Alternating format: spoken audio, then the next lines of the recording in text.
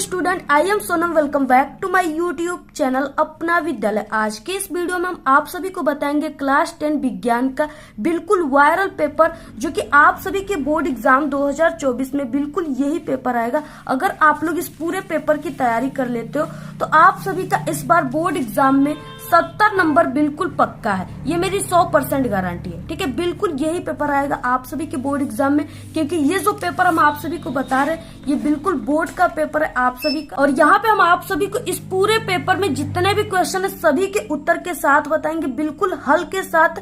सभी जितने भी ऑब्जेक्टिव क्वेश्चन है उसको भी हम आपको हल करके बताएंगे। जितने भी 4 नंबर और 6 नंबर वाले क्वेश्चन है उसको भी हल करके बताएंगे।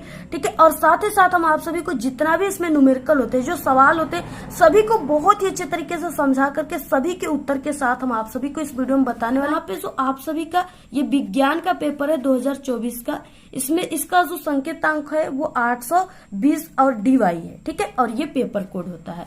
इसके बाद देखिए आप सभी को इस पेपर में, बोर्ड के पेपर में आपको इसमें जो समय मिलेगा वो 3 घंटे 15 मिनट का समय मिलेगा। ठीक है, और ये जो आपका साइंस का पेपर है ये पूर्णांक 70 का रहेगा। खंड अ में क्या है, बहुविकल्पी प्रश्न है। ठीक है, और यहाँ पे ये उपखंड क का है, यानी इसमें सबसे पहले आपका फिजिक्स से शुरू होता है बहुविकल्पी क्वेश्चन। यहाँ पे देखिए क्वेश्चन दिया है पहला, यदि किसी वस्तु को दर्पण के निकट रखने पर, ठीक है, यानी पास रखने पर सीधा प्रतिबिंब बने तथा दूर रखने पर वास्तविक प्रतिबिंब बने तो वह दर्पण होगा। कौन सा दर्पण होगा? ठीक है, पहला ऑप्शन है अवतल दर्पण, दूसरा है उत्तल दर्पण, तीसरा है समतल दर्पण। ठीक है, और डी ऑप्शन है उत्तल अथवा समतल दोनों।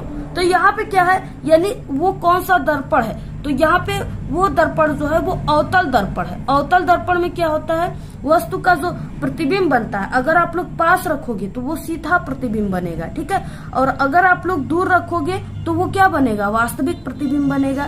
तो इस तरीके से वो अवतल दर्पण है। नेक्स्ट है स्वस्थ नेत्रों का निकट बिंदु होता है, कितना होता है? ठीक है, तो यहाँ पे पहला है अनंत, दूसरा यहाँ पे 35 सेंटीमीटर और यहाँ पे 30 सेंटीमीटर और डी ऑप्शन है 25 सेंटीमीटर।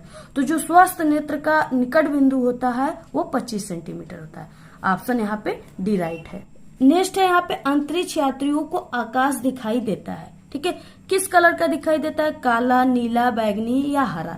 तो यहाँ पे देखिए अगर आप लोग चंद्रमा पर जाकर के हमारी पृथ्वी को देखोगे तो वहां से जो हमारी पृथ्वी दिखेगी, ठीक है, वो नीला दिखाई देगी। तो यहाँ पे ऑप्शन वी राइट है। नेक्स्ट यहाँ पे देखिए क्या है, चौथा क्वेश्चन, एम्पियर सेकेंड किसका मात्रक है? तो यहाँ पे देखिए आवेश का जो सूत्र होता है, आवेश, ठीक है, आवेश Q बराबर होता है I इंटू टी। ठीक है, ये होता है आवेश के बराबर सूत्र। अब देखिए यहाँ पे क्या हो जाएगा, I का जो मात्रक होता है वो एम्पियर होता है,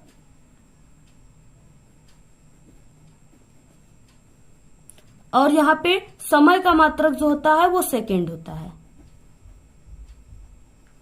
ठीक है, और यहाँ पे पूछ रखा है एम्पियर सेकेंड किसका मात्रक है, तो ये किसके बराबर हो रहा है, यहाँ पे आवेश के बराबर। ठीक है, तो यहाँ पे क्या हो जाएगा, यहाँ पे ऑप्शन सी यानी आवेश का। इसके बाद नेक्स्ट क्वेश्चन है, एक माइक्रो ओम का मान होता है। ठीक है, तो देखिए माइक्रो ओम यानी कि यहाँ पे माइक्रो 10 की पावर -6 को क्या कहते हैं, माइक्रो कहते हैं, और यहाँ पे ओम पूछ रखा है। तो यहाँ पे क्या है ऑप्शन 10 की पावर -6 ओम, ये क्या ऑप्शन राइट है। और यहाँ पे अगर पूछ लेता कि 1 मिली ओम का मान क्या होता है, तो वो 10 के पावर -3, और 1 नैनो ओम का मान कितना होगा, तो वो 10 के पावर -9 ओम। ठीक है, तो इस तरीके से क्या है, यानी आपको यहाँ पे माइक्रो पूछा है तो वो 10 के पावर -6 ओम होगा। नेक्स्ट है यहाँ पे कि 6वां क्वेश्चन, 220 वोल्ट, ठीक है, और यहाँ पे 100 वाट के विद्युत बल्ब के तंतु का प्रतिरोध होगा। यानी यहाँ पे क्या है कि V का मान दे रखा है और ये पावर P का मान भी दे रखा है, और R बराबर क्वेश्चन मार्क। ठीक है, तो यहाँ पे देखिए किस तरह से ये हल होगा। तो आप सभी को हम बता दें कि यहाँ पे V का मान दिया था कितना, यहाँ पे 220, और P बराबर दिया था यानी पावर दिया था वाट, कितना दिया था 100 वाट। तो इस तरीके से यहाँ पे R बराबर क्वेश्चन मार्क, प्रतिरोध बराबर क्वेश्चन मार्क, यानी हमें R का मान निकालना है। तो R बराबर जो इसका फॉर्मूला होता है वो V का स्क्वायर डिवाइड P होता है। ठीक है, इस फॉर्मूले पर आपको अब इसको मान को रखना है। तो यहाँ पे R बराबर हो जाएगा V का स्क्वायर, मतलब ये जो वोल्ट जो दिया है उसको आपको 2 बार रखना है क्योंकि यहाँ पे V का स्क्वायर दिया है। ठीक है, तो यहाँ पे 220 इंटू 220 और डिवाइड यहाँ पे 100।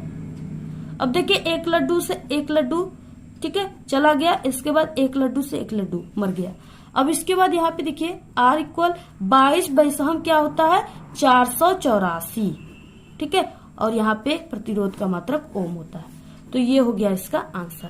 तो यहाँ पे 484 ओम कहाँ पे दिया है, वही ऑप्शन बी में दिया है 484 ओम। ऑप्शन यहाँ पे बी राइट है।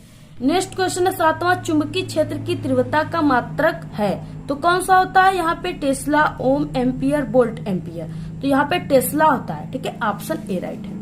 नेक्स्ट आ गया उपखंड ख, नौसादर को गर्म करने पर यह अमोनिया और हाइड्रोजन क्लोराइड में टूट जाता है और ठंडे करने पर क्या होता है, संयोग से नौसादर बन जाता है। यह अभिक्रिया है। ये कौन सी अभिक्रिया है, यानी गर्म करने पर ये टूट जा रहा है तो ये उसमें वियोजन अभिक्रिया है। उष्मा देने पर ये वियोजित हो जा रहा है। ठीक है, टूट जा रहा है। तो यहाँ पे पहला ऑप्शन राइट है। नेक्स्ट है H2S विलयन का pH मान है। देखिए H2S जो है ये क्या है, अम्लीय है, और यहाँ पे क्या है, ये हाइड्रोजन सल्फाइड का सूत्र है। ठीक है, तो यहाँ पे ये अम्लीय होता है तो अम्लीय का मान क्या होता है, 7 से कम होता है। pH पैमाने में 7 से कम को अम्लीय कहते हैं। तो यहाँ पे क्या है, 7 से कम होता है, और यहाँ पे 7 से अधिक को क्षार कहते हैं और सिर्फ 7 को क्या कहते हैं, उदासीन, जो कि जल आता है इसमें। तो इस तरीके से इसमें ऑप्शन सी राइट है। क्वेश्चन है एसिटिक एसिड में क्रियात्मक समूह है, यानी एसिटिक एसिड जो है CH3COOH, इसमें पूछ रखा है क्रियात्मक समूह क्या है। तो यहाँ पे देखिए इसमें क्रियात्मक समूह जो है यहाँ पे COOH, जिसे कार्बोक्सिलिक अम्ल भी कहते हैं। तो यहाँ पे COOH, यानी ऑप्शन यहाँ पे क्या है, एकल one COOH, option C right है। नेक्स्ट है लेड नाइट्रेट का रासायनिक सूत्र है। अब देखिए नाइट्रेट किसको कहते हैं, यहाँ पे NO3। अब यहाँ पे क्या है, लेड नाइट्रेट पूछ रखा है। तो यहाँ पे लेड का क्या होता है, PbNO3 का होल ट्वाइस। तो यहाँ पे ऑप्शन बी राइट है।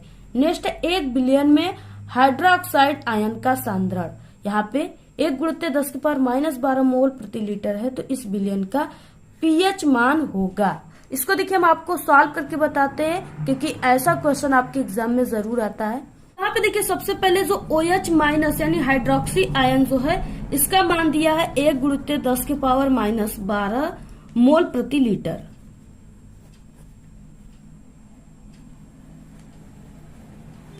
ठीक है, मोल प्रति लीटर दिया है। अब इसके बाद देखिए यहाँ पे pH जो सूत्र होता है, यानी pH का जो परिभाषा है उसके अनुसार उसका सूत्र जो होता है pH इक्वल होता है -log और यहाँ पे H प्लस आयन। ठीक है, ये होता है। अब देखिए यहाँ पे H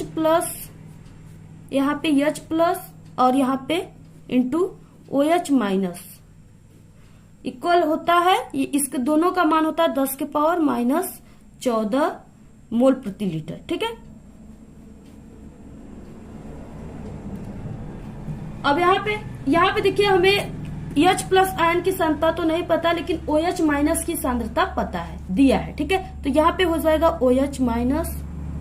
तो OH- की सांद्रता हमने ऊपर आप सभी को बताया कि 1×10⁻⁻12 मोल, ठीक है, प्रति लीटर ये दिया हुआ है। तो इसको हम यहाँ पे रख देंगे यहाँ पे। ठीक है, OH- के प्लेस पे, तो यहाँ पे हो जाएगा H प्लस, यहाँ पे इंटू, यहाँ पे क्या रखेंगे, OH- के प्लेस पे ये मान को रख देंगे यहाँ पे हम। तो यहाँ पे हो जाएगा ये 10⁻⁻12। ठीक है, अब इसके बराबर यहाँ पे हो जाएगा 10⁻⁻14, यानी इन दोनों के बराबर यहाँ पे क्या दिया था, 10⁻⁻14 इनका मान होता है दोनों का। तो इस तरीके से हम दोनों को रखकर यहाँ पे रख देंगे। इसके बाद देखिए यहाँ पे क्या, तो यहाँ पे हमें AH प्लस का मान नहीं दिया, तो इसके बराबर हमको निकालना है। तो ये यहाँ पे क्या है, ये यहाँ पे इंटू में है और इसके बटे में जाएगा, तो ये किसमें हो जाएगा, भाग में। तो यहाँ पे हो जाएगा 10⁻⁻14 और बटे 10⁻⁻12। ठीक है, इतना हो गया। अब इसके बराबर यहाँ पे क्या हो जाएगा, फिर से H प्लस इक्वल यहाँ पे 10⁻⁻2। ठीक है, मोल प्रति लीटर। क्योंकि ये क्या है ऊपर जाएगा, ठीक है। तो ये क्या हो जाएगा 10 के पावर यहाँ पे +12 और यहाँ पे 10 के पावर H प्लस इक्वल हो जाएगा 10 के पावर -2 मोल लीटर। किस तरह से, यहाँ पे देखिए क्या है 10 के पावर -12 है, ये ऊपर जाएगा तो ये 10 के पावर सिर्फ 12 हो जाएगा। अब देखिए अब यहाँ पे 10 के पावर -14 में से यहाँ पे 10 के पावर सिर्फ 12 यानी प्लस जाएगा तो यहाँ पे -2 ही बचेगा, ठीक है। तो इस तरीके से यहाँ पे H प्लस इक्वल हो जाएगा 10 पर -2 मोल प्रति लीटर, ठीक है। इसके बाद यहाँ पे हमें pH बराबर निकालना है, तो pH इक्वल हो जाएगा पहले फार्मूले में हमने आपको जो बताया है log H प्लस। अब देखिए H प्लस का मान निकल गया, अब इसके प्लेस पे हम इसको 10 के पावर -2 को रख देंगे, ठीक है। तो यहाँ पे हो जाएगा pH इक्वल log और यहाँ पे 10 के पावर -2, ठीक है। इसके बाद यहाँ पे हो जाएगा pH इक्वल, अब देखिए अब यहाँ पे देखिए इसको हम 10 के पावर -2 को यानी सिर्फ यहाँ पे -2 लिखेंगे क्योंकि log 10 से, ठीक है, यहाँ पे -2 ही लिखाएगा। तो यहाँ पे क्या हो जाएगा, यहाँ पे माइनस पहले से ही है, ठीक है। तो यहाँ पे माइनस और यहाँ पे -2 log 10। अब देखिए यहाँ पे क्या हो जाएगा pH equal minus minus plus हो जाएंगे +2 और इसके बाद यहाँ पे log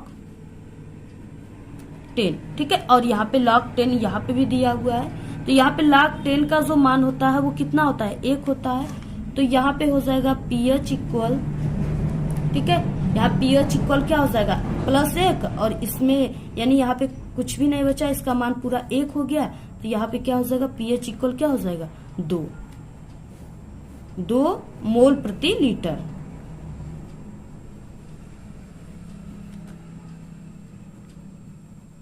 तो इसमें से कौन सा ऑप्शन राइट है, तो यहाँ पे इसमें से ऑप्शन ए, ठीक है, +2।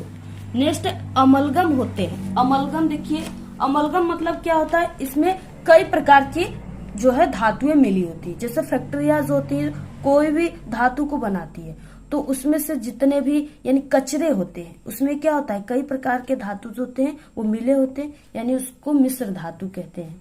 ऑप्शन बी राइट है। अनॉक्सी शोषण में बनता है, अनॉक्सी शोषण में क्या बनता है, यहाँ पे C2H5OH, ठीक है, एथिल अल्कोहल बनता है। ऑप्शन ए राइट है। नेक्स्ट क्वेश्चन है पराग नलियों की अंडाणु की तरफ वृद्धि किसके कारण होती है, ठीक है। तो वो रसोनुवर्तन और या इसको रसायनानुवर्तन के कारण कहते हैं, ठीक है। ऑप्शन बी राइट है। नेक्स्ट क्वेश्चन है नीचे दी गई आहार श्रृंखला में मान लीजिए कि चौथे पोषी स्तर पे ऊर्जा की मात्रा 5 kg है, तो बताइए कि उत्पादक स्तर पर कितनी ऊर्जा उपलब्ध होगी, ठीक है। तो यहाँ पे क्या है देखिए इसमें क्या है कि चौथे पर कितना है 5 kg है और जितना नीचे जाएगा उसका उतना ही ऊर्जा बढ़ता जाएगा, शून्य उसमें बढ़ता जाएगा। तो यहाँ पे क्या हो जाएगा 5000 kg।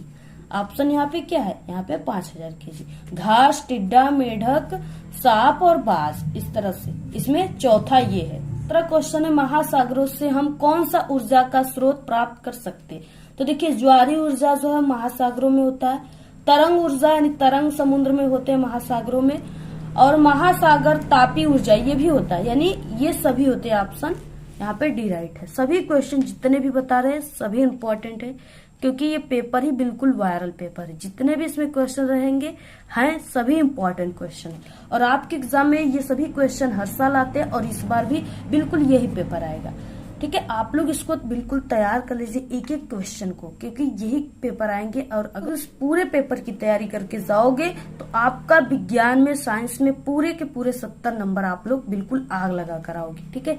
तो यहाँ पे जल में घुलनशील होता है, तो यहाँ पे जल में घुलनशील विटामिन, यहाँ पे विटामिन सी होता है। नेक्स्ट निम्नलिखित में से कौन टेस्टोस्टेरोन हार्मोन का कार्य नहीं है, ठीक है। तो वो टेस्टोस्टेरोन हार्मोन का कार्य जो है वो यहाँ पे शरीर वृद्धि के अनुसार नई प्रजातियों की उत्पत्ति, ये क्या है, ये नहीं। ऑप्शन बी राइट है। नेक्स्ट है यहाँ पे डार्विन के अनुसार नई प्रजातियों की उत्पत्ति होती है, तो डार्विन का जो यहाँ पे अनुसार जो नियम दिए गए थे वो उत्परिवर्तनवाद से, ठीक है। ऑप्शन यहाँ पे उत्परिवर्तन से, यानी यहाँ पे ऑप्शन बी राइट है। देखिए अब नेक्स्ट यहाँ पे क्वेश्चन आ गया आप सभी का 4 नंबर वाला क्वेश्चन। उपखंड क ठीक है। तो इसमें क्या, ये आपके फिजिक्स से क्वेश्चन है। पहला क्वेश्चन है, ये कैसे ज्ञात होगा कि धारावाही तार चुंबकीय क्षेत्र उत्पन्न करता है। ठीक है, 4 नंबर का क्वेश्चन है। तो इसका, यदि किसी धारावाही तार के निकट एक चुंबकीय सुई रखी जाए, ठीक है, यानी यहाँ पे क्या है, इस तरह से ये धारावाही है और यहाँ पे ये तार है, इसके निकट क्या है, चुंबकीय सुई रखी जाए, इसके निकट एक चुंबकीय सुई रखी जा रही है इस तरह से, ठीक है, इधर नॉर्थ और इधर साउथ। तो इस तरीके से एक चुंबकीय सुई रखा जाए तो सुई अपनी सामान्य यानी उत्तर दक्षिण स्थिति में घूम जाती है। ये क्या करती है, उत्तर से दक्षिण की स्थिति में वो ये घूमने लगती है। ठीक है, इस तरीके से ऐसे जाती है और इधर ऐसे जाती है, घूमने लगती है। अब क्या होता है, इसी प्रकार यदि धारावाही तार के समांतर दूसरा धारावाही तार जो गति के लिए स्वतंत्र हो, बिल्कुल घूमने के लिए स्वतंत्र हो, अपने स्थान पे रखा जाए, तो वो दूसरा धारावाही तार अपने स्थान से हट जाता है। वो क्या होता है, हट जाता है। और इससे सिद्ध होता है कि धारावाही तार से चुंबकीय क्षेत्र उत्पन्न होता है जो चुंबकीय सुई अथवा दूसरे धारावाही तार पे चुंबकीय बल लगाता है। इससे क्या होता है, चुंबकीय क्षेत्र में धारावाही उत्पन्न होता है। इस तरीके से ये आंसर है आप लोग। नेक्स्ट है यहाँ पे, हीरा क्यों चमकता है। ठीक है, ये भी 4 नंबर का क्वेश्चन है। तो यहाँ पे देखिए, हीरे से वायु में आने वाली किरण, ठीक है, जो यहाँ पे इस तरह से हीरा हो गया, ऐसे हीरा होते हैं, ठीक है, इस तरह से इसमें होता है, ऐसे भी हीरे होते हैं, हीरे के बहुत चीज बनते हैं। तो इस तरह से हीरा जो होता है वो कटे हुए कांच से बनते हैं। ठीक है, तो यहाँ पे हीरे से वायु में आने वाली किरण के लिए जो क्रांतिक कोण होता है, यानी सी, क्रांतिक कोण जो होता है वो बहुत ही कम होता है, केवल कितना होता है, 25 अंश होता है। अतः जब बाहर का प्रकाश किसी कटे हुए हीरे में प्रवेश करता है तो वो उसके भीतर विभिन्न तलों पर क्या करता है, बार बार पूर्ण परावर्तित होता रहता है। यानी अगर जो शीशा है, हीरा है, ठीक है, उसमें अगर प्रवेश करता है जो प्रकाश, तो वो उस हीरे में से जल्दी निकल नहीं पाता है। इसलिए हीरा क्या होता है, चमकता रहता है, सिर्फ वो एक ही जगह से निकल पाता है। तो यहाँ पे क्या है, देखिए, अब इसमें प्रकाश किसी कटे हुए हीरे में प्रवेश करता है तो वो उसके भीतर विभिन्न तलों पर बार बार पूर्ण परावर्तित होता रहता है। जब किसी तल पर आपतन कोण, यानी आपतन कोण, यहाँ पे आपतन कोण आई 25 अंश से कम हो जाता है, तब ही प्रकाश जो होता है वो हीरे से बाहर आ पाता है।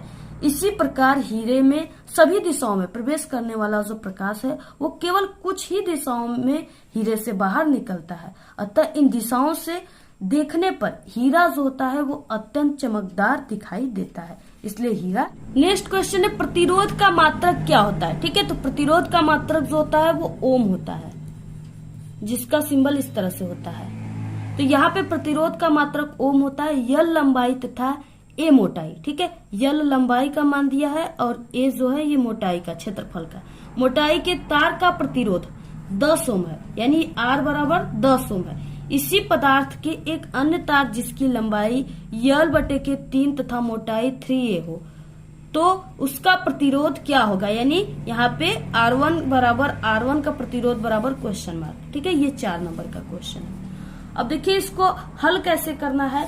तो यहाँ पे सबसे पहले की यहाँ पे क्वेश्चन था कि प्रतिरोध का मात्रक क्या होता है। तो प्रतिरोध का मात्रक क्या होता है, ओम होता है। ठीक है, इसको इस तरह से शो करते हैं। और इसके बाद यहाँ पे पूछ रखा है, क्वेश्चन दिया है, तो यहाँ पे माना तार के पदार्थ का जो प्रतिरोधकता है वो कितना है, रो है। ठीक है, तो इस तरह से हम लिख देते हैं यहाँ पे, माना तार का प्रतिरोधकता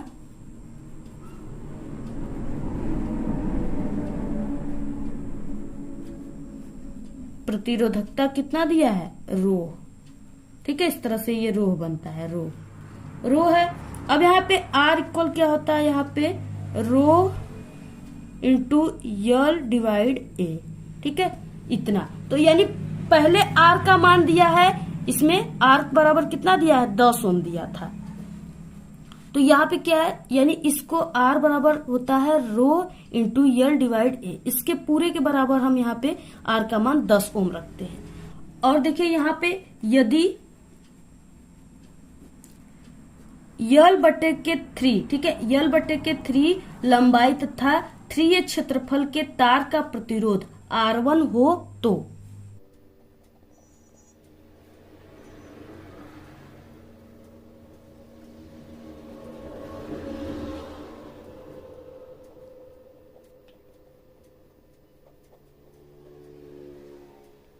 यदि यल बटे के 3 लंबाई तथा 3a क्षेत्रफल के तार का प्रतिरोध कितना हो, R1 हो तब, तो यहाँ पे सूत्र हो जाएगा R1 इक्वल यहाँ पे हो जाएगा रो इंटू L1, ठीक है, डिवाइड यहाँ पे A1।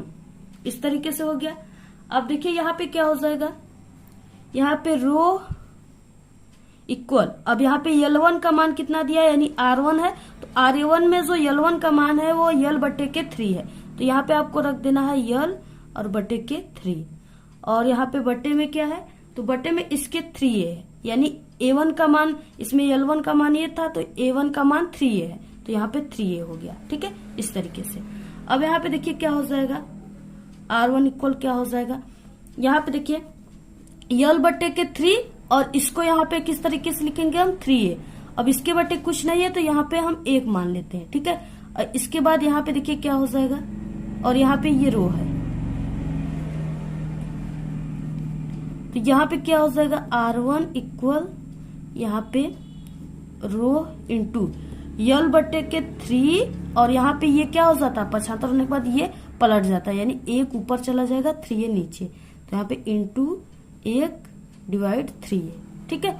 अब इसका देखिए इसमें करेंगे तो यहाँ पे L1 आएगा और इसका इसमें गुणा करेंगे तो यहाँ पे 9 हो जाएगा, 3 3 के 9a, तो यहाँ पे क्या हो जाएगा नेक्स्ट स्टेप में R1 इक्वल रो इंटू यहाँ पे यल, ठीक है, बटे के यहाँ, तो यहाँ पे देखिए पहले सूत्र में हमने आप सभी को क्या बताया, यहाँ पे R1 जो है यानी R इक्वल क्या हो जाएगा, होता है रो, ठीक है, और यहाँ पे इंटू यल बटे के a। अब इस यहाँ पे रो, ठीक है, यानी R बराबर रो यल बटे के a को क्या कहते हैं, इसके प्लेस पे क्या लिखेंगे, तो यहाँ पे इसके प्लेस पे R होता है, ठीक है, रो इंटू यल बटे के a को R कहेंगे, और इस R का मान जो है यहाँ पे 10 ओम दिया हुआ है, तो यहाँ पे अब आपको इसको रख देना ऐसे करके, यानी इसके पूरे में बराबर आप सभी को क्या रखना है, R का मान कितना है 10 है, ठीक है, तो आपको यहाँ पे 10 ओम रखना है, तो यहाँ पे हो जाएगा R1 इक्वल 10 बटे के 9 ओम, ठीक है, ये क्या है इसका आंसर है।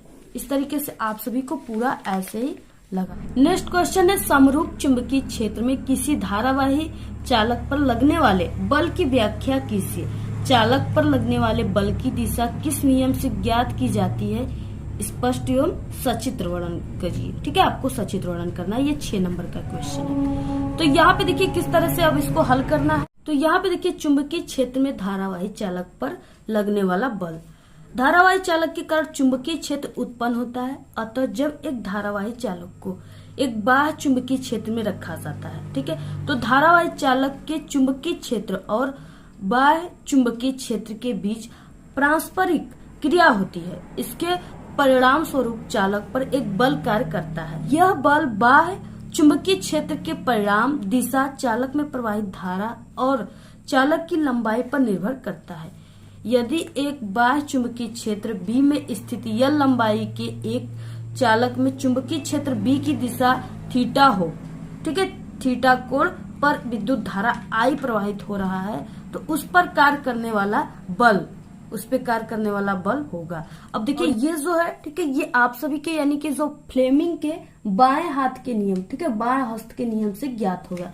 इस तरीके से, ठीक है, इस तरीके से फ्लेमिंग के बाएं हस्त का नियम है, और ये जो अंगूठा है, ठीक है, ये क्या है, ये बल को दिखा रही है, और इसके बाद ये जो अंगुलियां है ये किसको दिखा रही है, चुंबकीय क्षेत्र को, और ये जो तर्जनी है आई, ये क्या है, ये किसको दिखा रही है, तो ये धन आवेश का वेग अथवा विद्युत धारा की दिशा को दिखाई दे रही है, ठीक है, शो कर रही है। तो इस तरीके से आपको ये वाला फ्लेमिंग के ये वाले, ठीक है, बाएं हाथ के नियम को आपको बना लेना है इस तरीके से चित्र के साथ, उसके बाद इसको लिखना है। अब देखिए इसमें पूछ रखा है, यहाँ पे इसमें सूत्र जो है यानी उस पर कार्य करने वाला बल आपको ज्ञात करना है, तो यहाँ पे सूत्र क्या हो जाएगा, यहाँ पे बल F जो है वो प्रोपोर्शनल, ठीक है, यहाँ पे किसके हो जाएगा, B के, यानी चुंबकीय क्षेत्र के अनुक्रमानुपाती होता है।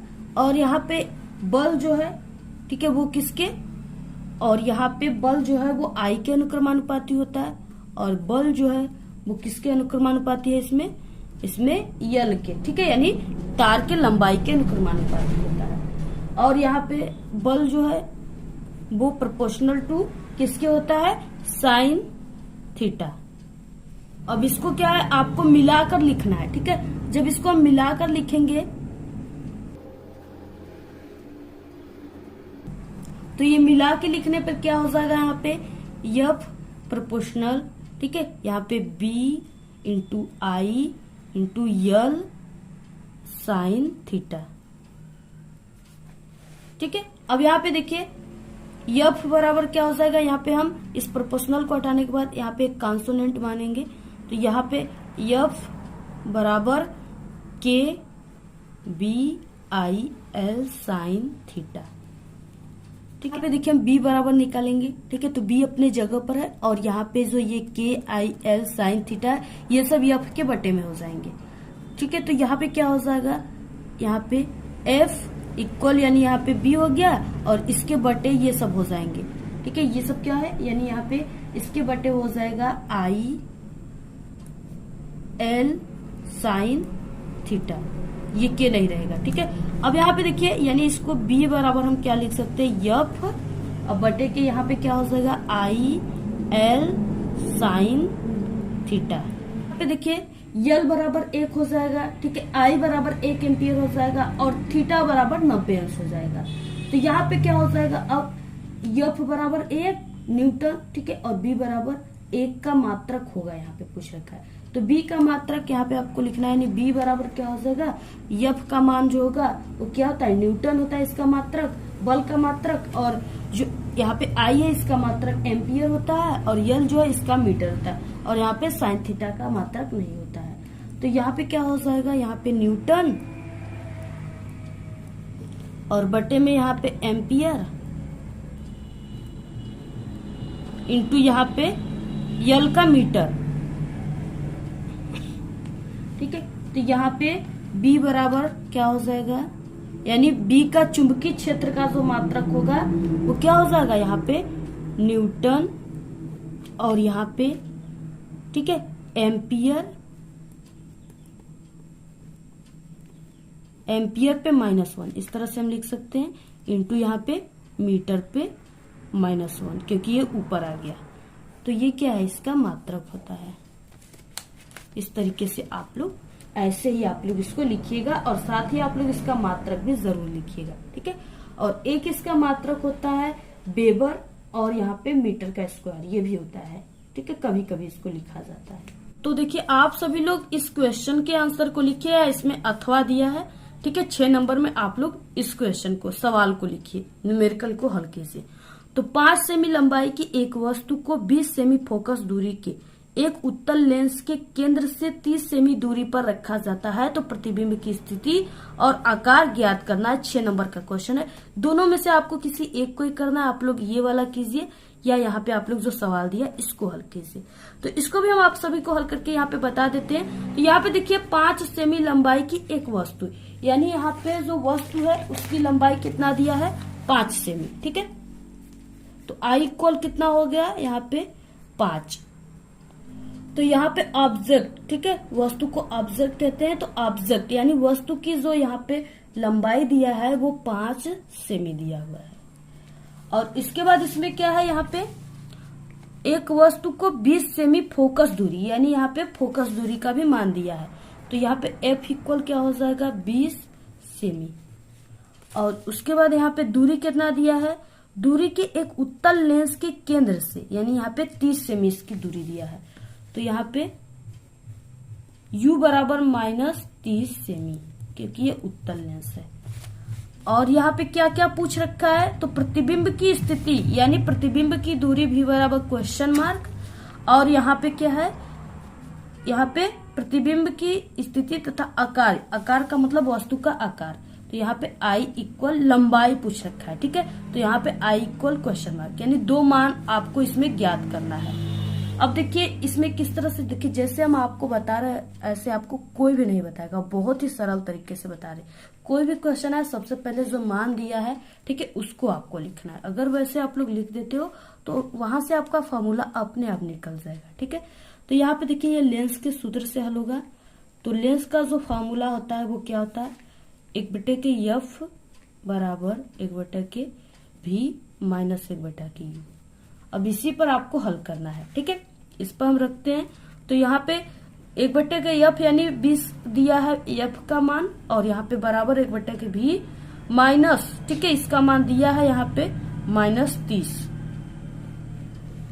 अब देखिए इसको हम हल करते हैं। तो यहाँ पे क्या हो जाएगा, 1/20 और बराबर यहाँ पे 1/v प्लस 1/30, क्योंकि ये माइनस यहाँ पे भी दिया है और माइनस इसमें के साथ भी दिया है, तो ये माइनस माइनस प्लस हो जाएंगे। तो यहाँ पे 1/30 हो जाएगा। अब देखिए क्या हो जाएगा यहाँ पे, अब यहाँ पे देखिए 1/20 और ये जो प्लस में 1/30 है ये बराबर के इधर जाएगा, तो ये माइनस 1/30 हो जाएगा, ठीक है, बराबर 1/v। अब देखिए यहाँ पे क्या हो जाएगा, हमें 1/v का मान लिखना है। तो आप लोग इसको इस तरह से भी लिख सकते हैं, 1/v और यहाँ पे 1/20 माइनस 1/30, ऐसे भी आप लोग इसको लिख सकते हो, ठीक है। तो यहाँ पे देखिए क्या हो जाएगा, इसका हम इस तरह से एलसीएम लेंगे, ठीक है। तो वो कितना लेंगे, 60, यानी इसके एलसीएम कितना लिए 60, ठीक है। यानी इस दोनों अंक से ये 60 जो है कटना चाहिए। तो 20 के 20, 20 दूना 40, 20 तिहाई 60। तो यहाँ पे हो गया 3, ठीक है। और यहाँ पे क्या है, 30 के 30, 30 दूना 60, यानी यहाँ पे माइनस है तो -2, ठीक है। तो यहाँ पे कितना हो जाएगा, 1/v इक्वल कितना हो जाएगा, यहाँ पे 3 में से -2 गया तो 1 और बटे के 60। तो यहाँ पे v बराबर क्या हो जाएगा, यहाँ पे 60 सेमी, ठीक है। तो ये क्या हो गया, इसका आंसर हो गया 60 सेमी, v बराबर। अभी तो v का मान आया है, इसके बाद अभी हमको i का मान निकालना है। तो यहाँ पे आप लोग इस तरह से, ठीक है, इसका स्क्रीनशॉट लीजिए, इसी तरह से यह हल होगा। इस तरह से जो हमारा 60 आया है, ठीक है, यानी कि प्रतिबिंब लेंस की दूसरी ओर 60 सेमी की दूरी पर बनेगा, ठीक है। और इसके बाद देखिए यहाँ पे अब क्या होता है, वस्तु के यानी कि जो लंबाई निकालने का सूत्र होता है इक्वल यहाँ पे v/u, ठीक है, ये आवर्धन का सूत्र होता है। इससे अब हम आपको लंबाई किस तरह से निकालेंगे इसको दिखाएंगे। तो यहाँ पे i बटे के o का मान दिया था 5 सेमी, तो आपको 5 लिखना है बराबर, यहाँ पे v का मान अभी हमने निकाला है, v बराबर 60, तो आप सभी को यहाँ पे 60, और वस्तु का दूरी तो दिया ही था -30, तो इस तरह से आपको माइनस में लिख देना है। अब देखिए यहाँ पे i इक्वल 5 बटे के, यहाँ पे कितना हो जाएगा, ये 30 से 60 कट गया, तो यहाँ पे कितना आ गया, यहाँ पे -2 आ गया, ठीक है, क्योंकि ये 2 बार में कटा है, तो यहाँ पे -2, तो इस तरह से -2 हो गया। और यहाँ पे अब यहाँ पे देखिए i इक्वल क्या हो जाएगा, यानी यहाँ पे i बटे के 5, ये क्या है, i बटे के 5 जो है बराबर कितना आ गया, यहाँ पे -2। अब इसका यानी 5 का इसमें क्या हो जाएगा, गुणा हो जाएगा, तो यहाँ पे i बराबर क्या हो जाएगा, -10, i इक्वल क्या हो जाएगा, -10। अब इसका जो मात्रक होता है वो भी सेमी में आएगा, तो यहाँ पे सेमी। यहाँ पे वस्तु की लंबाई यानी प्रतिबिंब की लंबाई i इक्वल यहाँ पे -10 सेमी है, ठीक है। यानी प्रतिबिंब, माइनस का मतलब क्या है कि प्रतिबिंब जो हमारा बनेगा वो क्या बनेगा, उल्टा बनेगा, क्या बनेगा, उल्टा, ठीक है। प्रतिबिंब उल्टा 10 सेमी ऊंचा बनेगा, ऊंचा होगा, ठीक है। इस तरह से आपको क्या करना है, इसको पूरे को लिखना है, ये इसका आंसर हो गया। अब देखिए नेक्स्ट उपखंड ख से 25वां क्वेश्चन, सूचक क्या है। एक उदाहरण की सहायता से अम्ल क्षार सूचकों की अम्लीय तथा क्षारीय माध्यम में रंग परिवर्तन को स्पष्ट कीजिए। देखिए जो सूचक होता है यानी कि ये क्या करता है, रंग बदलने की सूचना देता है, उसी को सूचक कहते हैं, ठीक है। इसको हमने पहले से ही बता चुका अभी कल ही, तो आप लोग साइंस के प्लेलिस्ट में या हमारे चैनल पे विजिट करके आप लोग इस क्वेश्चन के आंसर को देख लीजिए। ये 4 नंबर का क्वेश्चन है, ठीक है। नेक्स्ट है यहाँ पे समझाइए कि क्यों सिल्वर नाइट्रेट के विलयन में कॉपर का तार डालने पर, ठीक है, विलयन का रंग होता है वो नीला हो जाता है। NO3, ठीक है, इसमें ये बोल रहा है सिल्वर नाइट्रेट। तो आप सभी को इसको हल करना बहुत ही अच्छा है। नेक्स्ट है यहाँ पे साबुन क्या है, साबुन बनने की किसी एक विधि का वर्णन कीजिए, ठीक है। तो ये पोटेशियम हाइड्रोक्साइड या यहाँ पे सोडियम हाइड्रोक्साइड के जो अम्लीय विलयन यानी अम्लीय होता है CH3COOH, इससे क्रिया कराने पर साबुन बनता है। बहुत ही सरल है, हमने बहुत ही अच्छे तरीके से बताया है। और इस पूरे साबुन बनने की प्रक्रिया को साबुनीकरण कहते हैं। तो आप लोग इसका आंसर जाकर के देख लीजिएगा चैनल पे, ठीक है। प्लेलिस्ट में आप लोग देख लीजिएगा, सभी क्वेश्चन उसी में हम बताए हैं। नेक्स्ट है मेंडलीव की प्रारंभिक आवर्त सारणी के दोष बताइए और इसका निवारण मेंडलीव की संशोधित आवर्त सारणी में किस प्रकार किया गया है। 6 नंबर का क्वेश्चन है, इसका भी आंसर हमने आपको बताया पहले से, और आप लोग कमेंट करोगे तो एक नेक्स्ट पार्ट में इसके भी आंसर हम बता देंगे, ठीक है। क्योंकि ये वीडियो काफी लंबी हो जाएगी, इसलिए हम इसमें आपको नहीं इसका आंसर बता पाएंगे। नेक्स्ट है 28, पोषण क्या है, पोषण की आवश्यकता क्यों पड़ती है। तो ये क्वेश्चन, ठीक है, आने वाले जो वीडियो है उसमें हम आपको इस पोषण क्या है, पोषण की आवश्यकता क्यों होती है, इसके बारे में बताएंगे। हमें वन एवं वन जीव का संरक्षण क्यों करना चाहिए, ये भी हमने, ठीक है, 2 दिन हो रहे हैं, इसका आंसर हमने बताया। आप लोग इसको लिख लीजिएगा, वहां से 4 नंबर का है। जीवाश्म क्या है, ये कैसे बनते हैं, ये भी क्वेश्चन का आंसर हमने बताए हैं, ठीक है, अभी कल ही बताया। आप लोग इसको भी जाकर देख लीजिएगा, बहुत इंपॉर्टेंट है। जितने भी ऐसे क्वेश्चन है ना, वेरी इंपॉर्टेंट है, हर साल आने वाले आपके बोर्ड एग्जाम में क्वेश्चन है। निषेचन किसे कहते हैं, द्विनिषेचन यानी डबल फर्टिलाइजेशन, ठीक है। एवं निषेचन नो प्रांत यानी निषेचन होने के बाद पुष्प में होने वाले परिवर्तन को समझाइए। तो यानी निषेचन किस तरह से होता है, ठीक है। तो वो जो फूल पुष्प होते हैं उसमें क्या होता है, परागकोश में परागकण पाए जाते हैं और जो भी भौरा उस पे आता है, जैसे उसमें बैठ जाता है तो उसके पैरों में छोटे छोटे, ठीक है, जो परागकण है वो चिपक जाते हैं, तो वो नर से मादा में चले जाते हैं, जिससे निषेचन की प्रक्रिया हो जाता है। और देखिए निषेचन के पश्चात जो फूल में परिवर्तन होता है वो क्या हो जाता है, यानी उसमें अंडाशय हो जाता है, ठीक है, अंडाशय बन जाता है, बीज उत्पन्न हो जाते हैं। तो इस तरह से उसमें यही परिवर्तन होते हैं। ये भी 6 नंबर के क्वेश्चन है। इसमें अथवा करके दिया, आप लोग 31 क्वेश्चन का ये वाला कीजिए। या यहाँ पे ये काफी इंपॉर्टेंट है, हर साल आता है। परिवार नियोजन की स्थायी विधियां कौन कौन सी है, किन्हीं 2 पर संक्षिप्त आपको टिप्पणी लिखना है, ठीक है। स्थायी विधियां जैसे है नसबंदी, ठीक है, महिला पुरुष नसबंदी जो होता है वो सब, और यही सब है, ये इसकी स्थायी विधियां है। बहुत ही अच्छा है, आप लोग इसको तैयार कर लीजिए, ठीक है। ये सभी क्वेश्चन है, सभी बहुत ही इंपॉर्टेंट है, बिल्कुल वायरल पेपर का वायरल क्वेश्चन है, आप लोग तैयार कर लीजिए, पक्का आएगा। तो आज के इस वीडियो में सिर्फ इतना ही। आपको ये वीडियो कैसा लगा, अगर वीडियो पसंद आए तो एक बड़ा सा लाइक कर दे, चैनल पे नए तो सब्सक्राइब करके बेल आइकन को जरूर प्रेस कर दें। Thanks, all the very best, bye bye.